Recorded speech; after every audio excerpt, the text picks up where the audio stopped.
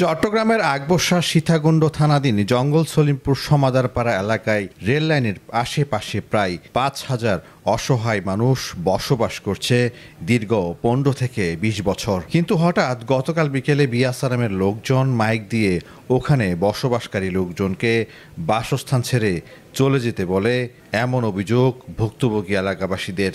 তবে আজ সকাল ১০টায় রেলওয়ে পুলিশ, থানা police, railway magistrate Dipankar Chakma railway জায়গা উচ্ছেদ অভিযানে এসে জনতার তুপের মুখে পরে চলে যেতে হয়।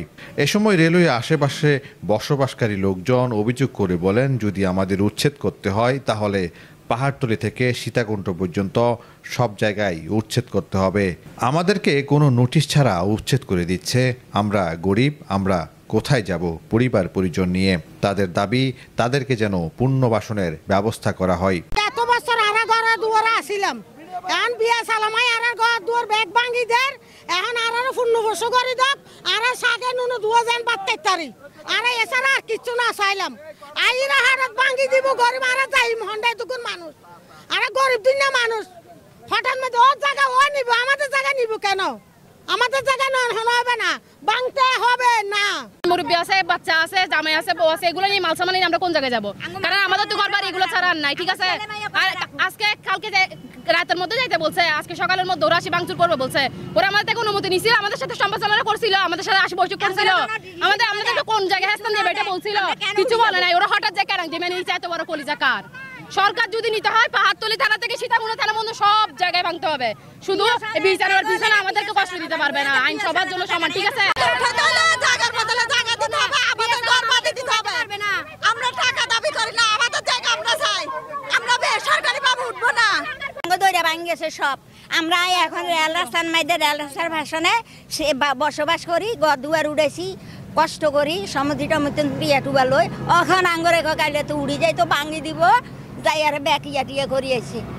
এখন আঙ্গরে আমরা কি করুন কইতে পারি না, এখন আঙ্গরে কি করবে নানিরা করেন, আমরা উঠতাম না। এসব বিষয়ে স্থানীয় বিএনপি নেতা শামসু বলেন, আমাদের এটা সরকারি জায়গা, আমরা এটা লিজ নিয়েছি, প্রয়োজনে মাঠ পর্যায়ে ঘুরে দেখবেন। বিয়াসারামের পিছনে কোনো ঘর নাই, সেখানে পুরো খালি জায়গা। আমরা সরকারি জায়গা, কৃষি আমাদের কাছে লিজ আছে, আমরা খালি রাখছি, আপনারা প্রয়োজনে মাঠ পর্যায়ে দেখবেন। আমাদের এখানে কয়টা ঘর আছে? বিয়াসারামের পিছনে কোনো ঘর নাই, যাই দেখেন সব পুরো খালি। নবী সাহেবের পিছনে আমাদের এলাকার কিছু গরিব দুঃখী মানুষ, ওখানে ২০-৫০ জন থাকে। ম্যাজিস্ট্রেট কোনো সিদ্ধান্তে উল্টপাল্ট কথা বলতেছে, ম্যাজিস্ট্রেট আমাদেরকে কোনো সিদ্ধান্ত দেয় নাই। আমাদের ভাঙতে হলে আমরা পুরোটাই বসতি করে দিয়ে আমাদেরকে এখানে তুলে দিতে হবে। আমাদের আরেক জায়গায় বসতে আমাদের জায়গা নাই বিধে আমরা রেল রাস্তার পাশে বসতি করছি।